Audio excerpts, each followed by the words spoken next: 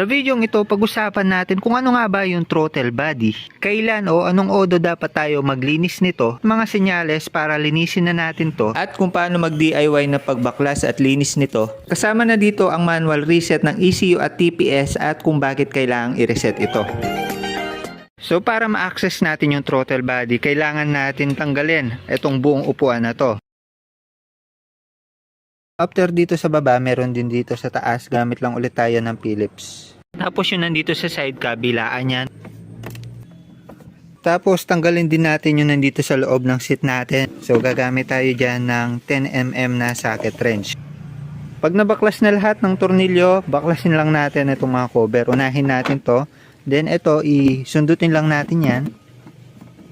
Tapos itong seat at compartment, iangat lang natin para matanggal. At dito, bubungad na yung makina ng ating motor. Una sa lahat, ano nga ba yung throttle body at ano yung ginagawa nito para sa ating motor? So para mas madali nyo maintindihan, explain ko ng mabilisan. Ito yung tinatawag nating throttle na pamilyar sa atin.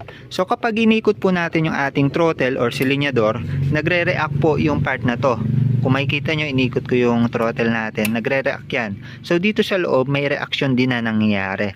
Kaya naman na tinawag siya na throttle body, kumbaga, ito pa lang yung pinakakatawan or pinaka magre-react kapag inikot natin yung ating mga throttle. So ang trabaho po ng ating throttle body ay magdikta kung gaanong karaming hangin yung ipapasok papunta sa ating makina. So, the more na iniikot po natin yung ating silinyador, the more na mas maraming pinapapasok na hangin papunta dito sa ating throttle body.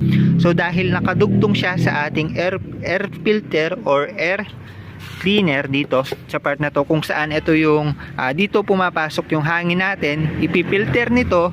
Ngayon, yung mga napilter na hangin nito, diretso siya dito sa tube na to at papasok dito sa ating throttle body. So yung ating throttle na yung magdidikta kung gaano karaming hangin. So the more na mas maraming hangin yung pumapasok or the more na mas malaki yung pihit natin sa silinyador, mas bumibilis tayo. Yun na rin yung nagdidikta kung mag-accelerate tayo or hindi. Ngayon, dahil hangin yung pinapasok dito sa ating mga throttle body, hindi natin maiiwasan na yung hangin na pumapasok dito ay 100% na malinis. Dahil alam naman nga natin na may air cleaner tayo, at kung yung air cleaner natin is hindi natin na maintain, talagang dudumi po or mabilis dumumi yung ating mga throttle body. So para bigyan po kayo ng idea kung kailan tayo dapat maglinis ng ating mga throttle body.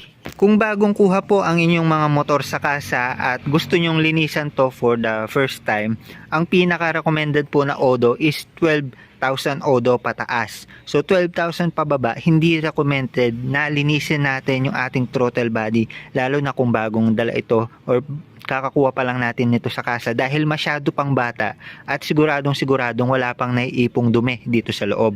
Ngayon naman sa mga magme-maintain lang, kada 10k odo, pwede po nating linisan yung ating throttle body at may makukuha na po tayong dumi dyan.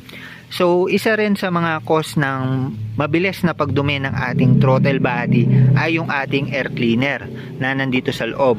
So, the more na hindi natin pinapalitan o nililinis yung ating air cleaner, the more na mas maraming nakakalusot na mga alikabok dyan, mga carbon deposit dito sa ating throttle body. Senyalis din na kailangan na rin natin maglinis ng ating mga throttle body kapag yung ating motor is namamatay na yung ating makina. So, pagkabukas, mga ilang segundo namamatay at kung minsan pumupugak-pugak pa. Pero take note lang na pwede nating i-adjust yung parang minor na tinatawag ng iba pero hindi talaga siya minor, yung air screw na dumadaloy papasok dito.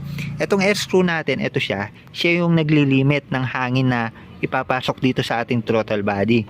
Ngayon kapag nakukulangan ng hangin na pinapasok sa ating throttle body, pupugak yan, minsan namamatay. Dito tayo mag-a-adjust. Ngayon, dahil kung masyado nang marumi yung ating mga throttle body, hindi na makukuha sa adjust lang yan dito sa air screw. Kahit anong adjust pa natin yan, kung sobrang dumi na, wala na talagang papasok na hangin dyan. So need talaga natin siya linisan.